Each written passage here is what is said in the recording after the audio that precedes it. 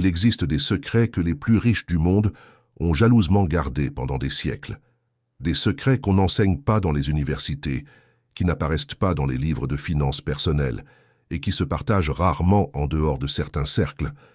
Aujourd'hui, nous allons pénétrer l'un de ces secrets. Un secret ancien, profondément enraciné dans la tradition juive, qui concerne l'argent, l'énergie qui l'entoure, et quelque chose de si quotidien que vous n'auriez probablement jamais imaginé que cela puisse changer votre relation à la richesse pour toujours. Nous parlons d'un jour précis, un jour durant lequel les plus sages de cette tradition millénaire refusent, de manière intentionnelle et consciente, de payer leurs factures.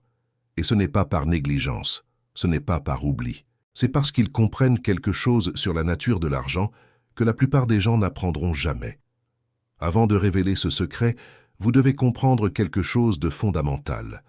L'argent n'est pas seulement du papier, l'argent n'est pas seulement des chiffres sur un écran. L'argent est une énergie. C'est une forme d'énergie qui circule, qui s'accumule, qui se disperse, et qui répond aux lois invisibles de l'univers d'une manière que la science moderne commence à peine à comprendre. Les traditions anciennes, cependant, le savaient déjà.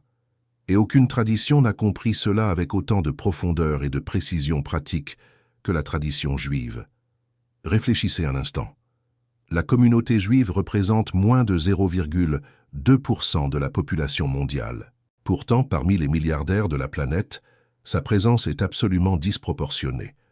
Ce n'est pas une coïncidence, ce n'est pas de la chance. Il y a des principes, il y a des pratiques, il y a une philosophie entière derrière cette relation à l'argent qui a été transmise de génération en génération.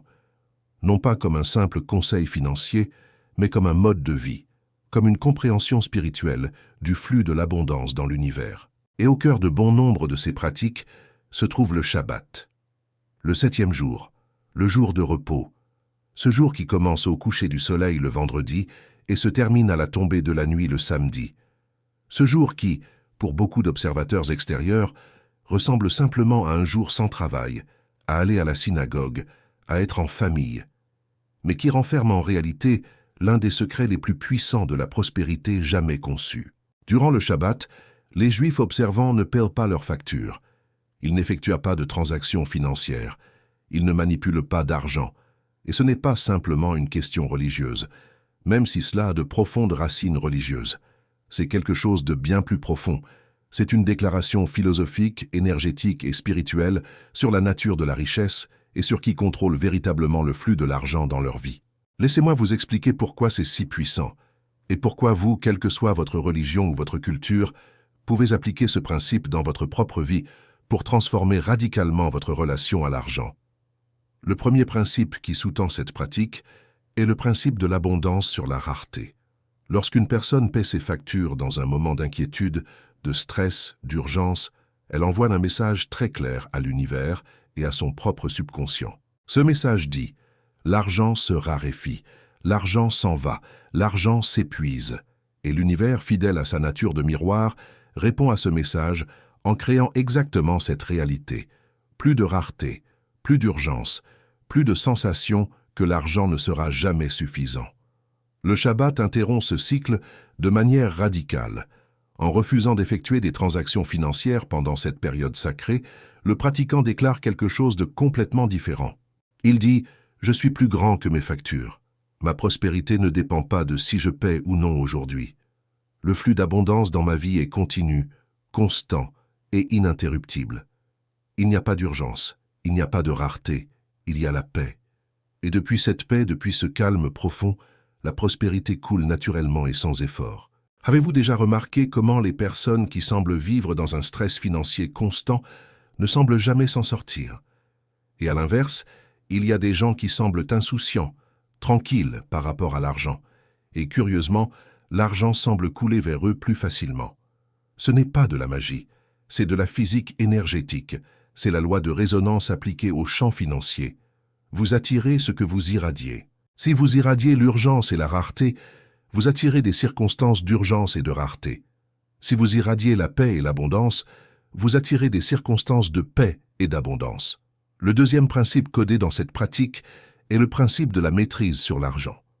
L'un des pièges psychologiques les plus dévastateurs dans lesquels tombent les gens par rapport à l'argent est de laisser l'argent les contrôler plutôt que d'être eux qui contrôlent l'argent.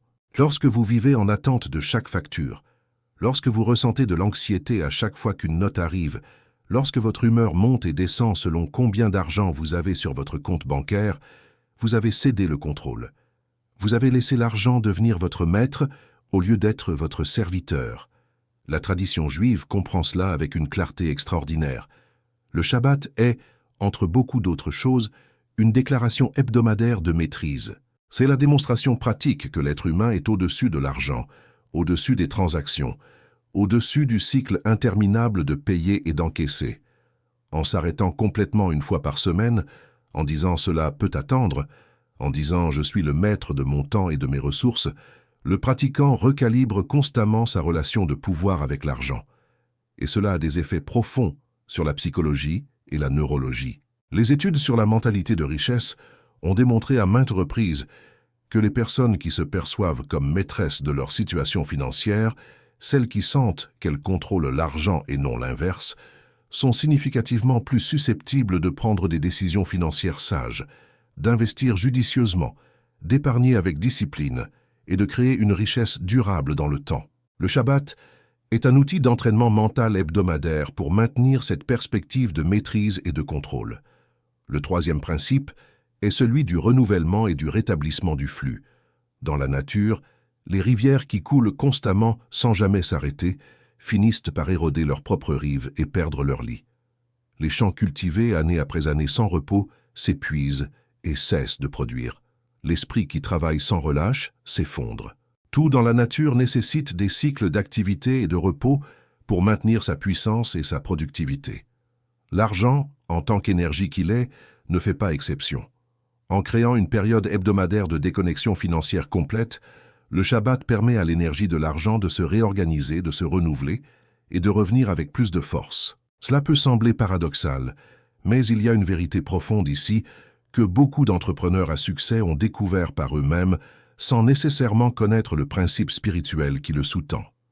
Les périodes de repos complet des affaires financières ne réduisent pas la prospérité, elles l'amplifient.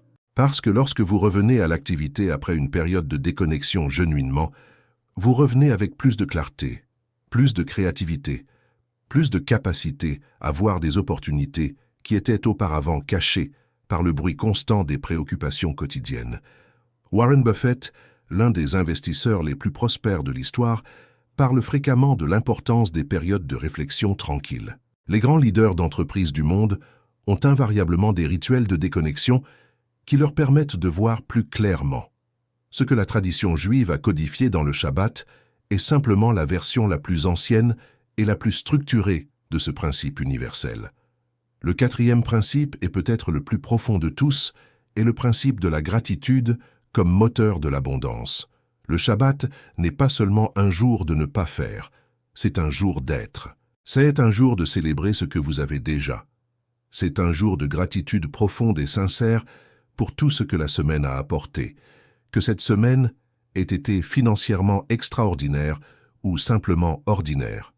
Et voici l'un des secrets les plus puissants de toute la tradition, la gratitude authentique, la gratitude que l'on ressent dans ses cellules et pas seulement déclarée avec les lèvres, est l'aimant le plus puissant de l'abondance qui existe. Lorsque vous contemplez ce que vous avez déjà avec une vraie appréciation, lorsque vous vous délectez de la richesse déjà présente dans votre vie, grande ou petite, vous activez dans votre champ énergétique une fréquence d'abondance qui attire littéralement plus d'abondance vers vous. Le Shabbat impose cette pratique de manière systématique et hebdomadaire. Ne pas laisser passer une semaine sans consacrer un temps significatif à contempler, à remercier et à célébrer ce que vous avez déjà. Et avec le temps, cette pratique recalibre complètement votre relation à l'argent et à l'abondance. Vous commencez à vous voir comme une personne abondante. Et quand vous vous voyez comme une personne abondante, le monde commence à vous traiter comme tel. Mais il y a quelque chose de plus, quelque chose d'encore plus spécifique et fascinant concernant le jour choisi et le moment choisi pour cette pratique. Le Shabbat commence au coucher du soleil le vendredi. Pas le vendredi matin, pas le samedi matin. Au coucher du soleil le vendredi. Et cela, qui pourrait sembler un détail arbitraire ou purement ritualiste, possède une logique énergétique et astronomique qui va bien au-delà de ce que nous pourrions imaginer à première vue. Le coucher du soleil du vendredi marque le moment où la semaine de travail se termine dans la plupart des cultures du monde occidental. C'est le moment de plus grande tension accumulée de la semaine pour la plupart des gens. C'est le moment où les tâches en suspens de la semaine pèsent le plus fort, où les factures impayées génèrent le plus d'anxiété, où l'esprit fait son bilan final de gains et de pertes et ressort souvent en se sentant déficient, incomplet, comme si ce qui a été accompli n'était jamais suffisant. Choisir précisément ce moment pour lâcher prise, pour se reposer, pour déclarer que tout va bien exactement comme c'est, est un acte de courage spirituel et psychologique de premier ordre. C'est refuser de participer au drame collectif de l'insuffisance. C'est dire non, je ne vais pas porter cette anxiété. Je ne vais pas nourrir ce sentiment qu'il manque quelque chose. Je choisis la paix, je choisis l'abondance. Je choisis de voir ma vie comme complète et bénie, exactement ici et maintenant. Et ce choix, répété semaine après semaine, année après année, transforme littéralement la structure neurologique du cerveau. Les études en neurosciences ont montré que les pratiques régulières de pleine conscience, de gratitude et de déconnexion du stress modifient physiquement les connexions neuronales, augmentant l'activité dans les zones du cerveau associées au bien-être, à la clarté mentale et à la prise de décision sage. Ce que les sages juifs ont intuitivement perçu spirituellement il y a des millénaires, la science moderne le confirme aujourd'hui avec des images d'IRM. Maintenant, comment pouvez-vous appliquer ce principe dans votre propre vie? Vous n'avez pas besoin d'être juif. Vous n'avez pas besoin d'observer le Shabbat dans sa forme religieuse traditionnelle. Mais vous pouvez extraire l'essence de ce principe et créer votre propre rituel de prospérité basé sur cette sagesse millénaire. La première étape est de choisir votre propre période sacrée. Cela peut être un jour par semaine, une demi-journée ou même une période de 24 heures qui commence au moment qui vous convient le mieux. L'important est qu'elle soit régulière, prévisible et véritablement sacrée, sans exception. Sans le fameux « juste cette semaine, je fais une exception ». La constance est la clé. L'univers répond aux engagements soutenus, non aux gestes sporadiques. La deuxième étape est de définir clairement ce que vous ne ferez pas pendant cette période. Pas de consultation de votre compte bancaire, pas de paiement de facture, pas de virement, pas de vérification d'investissement ou de dette, pas de pensée concernant l'argent avec anxiété. Si l'argent entre dans votre esprit pendant cette période, que ce soit uniquement pour en être reconnaissant, pour le célébrer, pour le visualiser fluant vers vous avec abondance, mais pas d'opération, pas de transaction, pas d'inquiétude financière. La troisième étape est de remplir cette période sacrée d'activité qui élève votre vibration. Le Shabbat juif est rempli de célébrations, de musique, de bonne nourriture, de conversations profondes, de prières, d'études, de connexions familiales. Ce n'est pas une période d'ennui ou de privation, c'est une période de célébration active de la vie. Appliquez le même principe à votre période sacrée. Faites ce qui vous fait genuinement vous sentir riche, comblé, abondant. Pas nécessairement en termes monétaires, mais en termes énergétiques. Ce qui vous fait sentir que la vie est belle, que vous avez beaucoup à célébrer, que vous êtes une personne bénie. La quatrième étape est de consacrer une partie de cette période à une pratique de gratitude profonde et délibérée. Pas une liste de 5 choses pour lesquelles vous êtes reconnaissant que vous complétez en 2 minutes, mais une contemplation genuinement soutenue de l'abondance déjà présente dans votre vie. Le toit au-dessus de votre tête, la nourriture sur votre table, les personnes qui vous aiment, la santé dans votre corps, les opportunités disponibles, les réalisations de la semaine passée, si petites soient-elles. Asseyez-vous avec cette gratitude. Laissez-la s'étendre. Laissez-la remplir chaque cellule de votre corps. C'est la fréquence de l'abondance. C'est le signal que l'univers reçoit et auquel il répond en amplifiant. La cinquième étape est d'observer avec attention et avec émerveillement les changements qui commencent à se manifester dans votre réalité financière. Parce qu'ils se manifesteront. Pas nécessairement du jour au lendemain, mais avec le temps, avec la constance, vous commencerez à remarquer quelque chose de différent. Les opportunités apparaissent de manières inattendues. Les solutions à des problèmes financiers se présentent d'elles-mêmes. Les décisions d'argent deviennent plus claires et plus naturelles.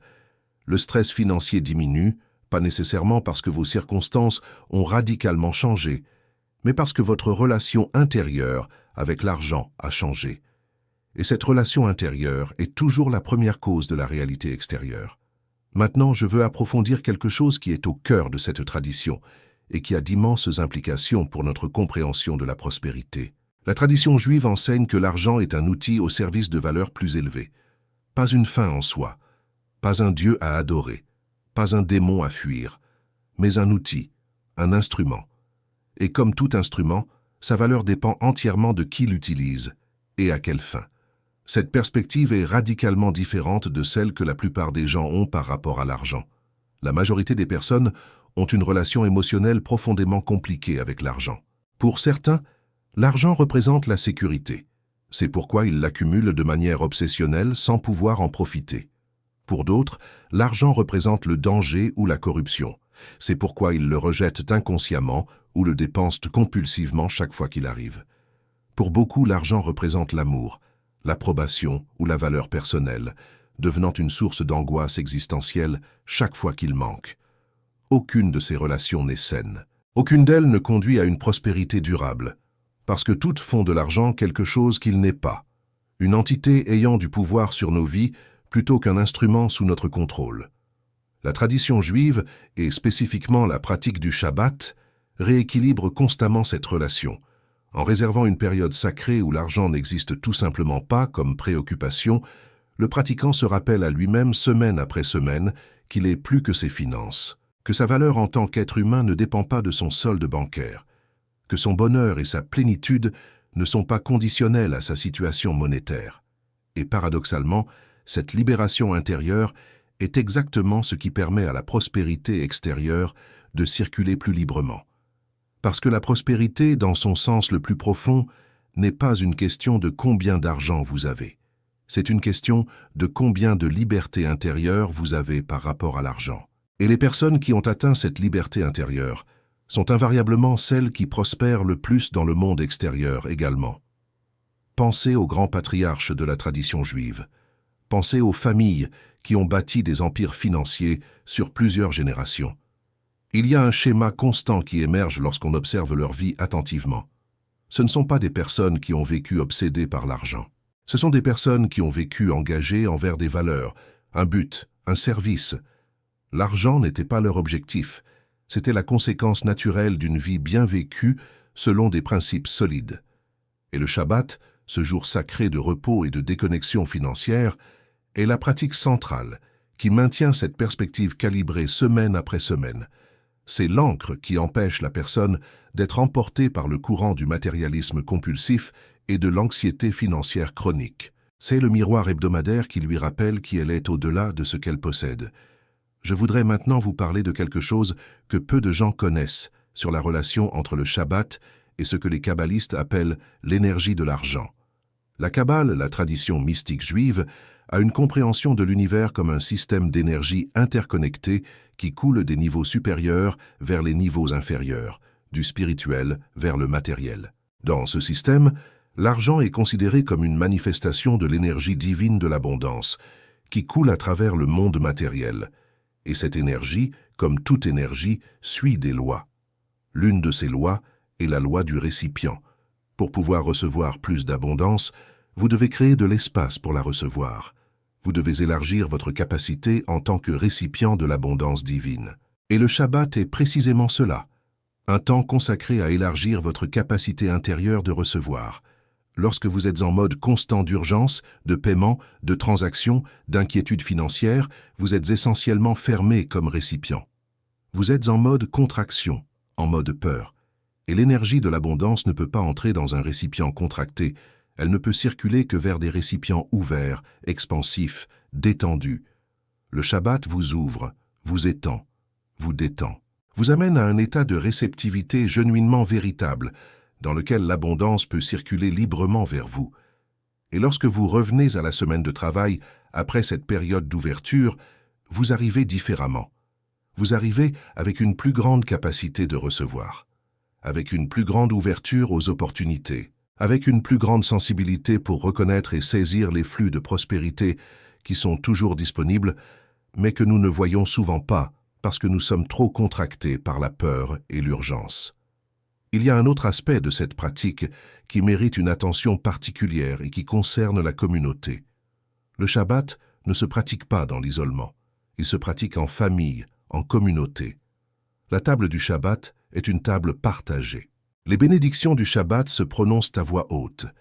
La joie du Shabbat se multiplie quand elle est partagée, et cela a également de profondes implications pour la prospérité, parce que la vraie richesse se construit rarement dans la solitude. Elle se construit dans la connexion, dans la relation, dans le réseau.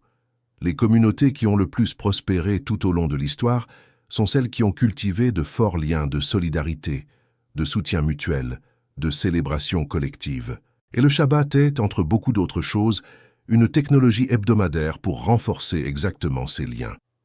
Quand vous partagez votre table avec d'autres une fois par semaine, quand vous célébrez ensemble, quand vous vous rappelez ensemble qu'il y a plus dans la vie que les transactions financières, vous construisez le type de capital social qui est, à long terme, plus précieux que tout capital financier.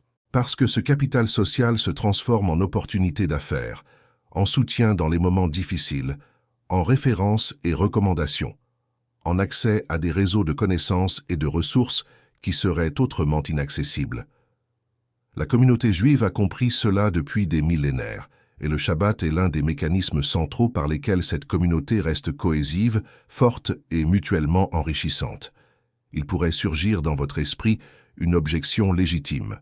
Vous pourriez penser, mais n'est-il pas dangereux de ne pas payer les factures à leur date d'échéance? N'est-ce pas que j'accumule des intérêts, que je ruine mon crédit? Et voici la clé qui fait fonctionner ce secret en pratique, et pas seulement en théorie. La sagesse derrière cette pratique ne consiste pas à être irresponsable vis-à-vis des obligations financières.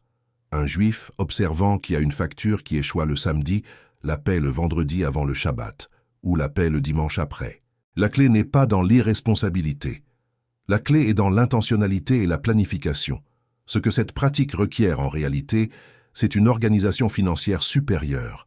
Elle exige que vous connaissiez vos dates d'échéance, que vous planifiez à l'avance, que vous ne laissiez pas les choses au dernier moment, qu'en définitive, vous soyez le maître de votre situation financière plutôt que son esclave réactif. Et cette discipline de planification, cette organisation financière supérieure que le Shabbat exige, est en elle-même l'un des facteurs qui contribuent le plus à la prospérité de ceux qui le pratiquent. Parce que les personnes financièrement organisées prennent de meilleures décisions, elles paient moins en intérêts et pénalités, elles profitent mieux des opportunités, elles maintiennent leur crédit en meilleur état, et elles ont une vision plus claire de leur situation financière réelle, ce qui leur permet de faire des corrections et des améliorations en temps opportun. Le Shabbat, en ce sens, n'est pas seulement un jour de repos. C'est un système de responsabilité financière hebdomadaire qui oblige ses pratiquants à être organisés, à anticiper, à planifier. Et cette organisation et cette planification sont des habitudes qui, pratiquées pendant des années et des décennies, construisent une base solide de prospérité capable de résister même aux tempêtes économiques les plus sévères. Je veux vous emmener maintenant à un niveau encore plus profond de ce secret. Il y a quelque chose dans la structure temporelle du Shabbat qui reflète une compréhension profonde des rythmes naturels de l'univers. L'univers fonctionne en cycles, le jour et la nuit, les marées, les saisons, les cycles lunaires et solaires. Tout dans la nature respire, tout se dilate et se contracte, tout alterne entre l'activité et le repos. La civilisation moderne a tenté d'ignorer ces rythmes. Elle a créé une culture d'activité perpétuelle, de disponibilité constante, de productivité ininterrompue 24 heures sur 24, 7 jours sur 7. Et les résultats sont là. Épuisement chronique, anxiété épidémique, incapacité à profiter genuinement des réalisations accomplies et un sentiment persistant que ce n'est jamais suffisant, qu'il manque toujours quelque chose, qu'il faut continuer à courir sans jamais pouvoir s'arrêter. Le Shabbat est la réponse ancestrale à ce piège. C'est la reconnaissance que l'être humain n'est pas conçu pour l'activité perpétuelle, que le repos n'est pas une faiblesse ni un luxe, que le repos est une nécessité biologique, psychologique et spirituelle, aussi fondamentale que la nourriture ou l'eau. Et qu'honorer ce besoin ne réduit pas la productivité, elle la multiplie. De multiples études en neurosciences et psychologie de la performance ont confirmé ce que la tradition juive a toujours su. Les périodes régulières de repos complet ne restaure pas seulement l'énergie, elle potentialise la créativité, améliore la prise de décision, augmente la capacité d'innovation, renforce la mémoire et l'apprentissage, réduise les erreurs, et à long terme, produisent des résultats significativement supérieurs à ceux de l'activité ininterrompue. Les grands inventeurs, les grands artistes, les grands entrepreneurs parlent invariablement de leurs moments de plus grand insight, de leurs meilleures idées, de leurs solutions les plus brillantes, et presque toujours ces moments surviennent pendant des périodes de repos, de détente, de déconnexion de la tâche immédiate. La douche, la promenade, le sommeil, le moment juste avant de s'endormir. L'esprit reposé voit ce que l'esprit épuisé ne peut pas voir. Le Shabbat est la systématisation de cette sagesse, et dans le domaine spécifique des finances et des affaires, cela a d'immenses implications. Les meilleures décisions d'investissement se prennent rarement dans des moments de stress et d'urgence. Les meilleures idées d'affaires émergent rarement au milieu du chaos de la routine quotidienne. Les meilleures stratégies de croissance se conçoivent rarement quand on est épuisé et submergé. Mais elles émergent avec une fréquence remarquable pendant et après des périodes de repos et de déconnexion genuine. Le Shabbat fournit cet espace semaine après semaine. C'est un laboratoire hebdomadaire de clarté mentale, de créativité renouvelée et de perspectives retrouvées. Et c'est dans cet état de clarté et de perspective que se prennent les décisions qui construisent la vraie prospérité à long terme. Il existe également une dimension de ce secret qui concerne le signal que vous envoyez au monde sur qui vous êtes et ce que vous valorisez. Dans une culture qui glorifie l'agitation constante, qui traite le fait d'être occupé comme une médaille d'honneur, qui considère le repos comme une perte de temps, la personne qui crée délibérément des espaces sacrés de déconnexion financière envoie un signal puissant. Elle dit « J'ai ma vie sous contrôle. Je ne suis pas à la merci des circonstances. J'ai suffisamment d'abondance pour me permettre de me reposer. J'ai suffisamment de clarté de valeur pour savoir ce qui est vraiment important. » Et ce signal est perçu par le monde, consciemment ou inconsciemment. Les gens font davantage confiance à celui qui semble maître de son temps et de ses circonstances. Les partenaires préfèrent travailler avec celui qui a de l'équanimité et de la perspective. Les clients se sentent plus attirés par celui qui irradie confiance et abondance. Le réseau de prospérité se développe autour de ceux qui démontrent, par leur façon de vivre, qu'ils ont plus que suffisant. Ce n'est pas de la manipulation. Ce n'est pas de la mise en scène. C'est le résultat naturel de vivre en alignement avec des principes d'abondance genuinement vécus.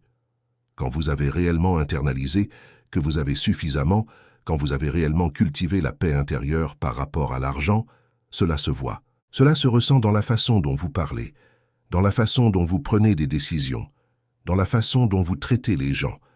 Et cette authenticité est irrésistiblement attrayante pour le type d'opportunités et de relations qui construisent la vraie prospérité.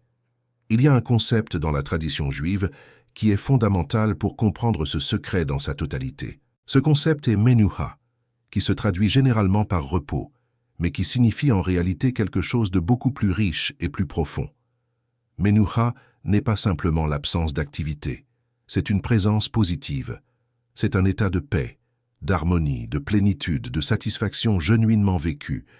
C'est l'état dans lequel l'être humain cesse de chercher quelque chose qui manque parce qu'il reconnaît qu'il a déjà tout ce dont il a besoin. Et cette menuha, ce repos profond, cet état de plénitude et de satisfaction, est précisément la fréquence énergétique de l'abondance. Parce que l'abondance ne pas avoir beaucoup. L'abondance, c'est se sentir suffisant. L'abondance, c'est l'expérience intérieure de la plénitude, de la complétude, de la satisfaction avec ce qui est. Et cette expérience intérieure est celle qui attire extérieurement les circonstances de prospérité qui la confirment et l'amplifient. Le cycle vertueux de la prospérité commence toujours de l'intérieur.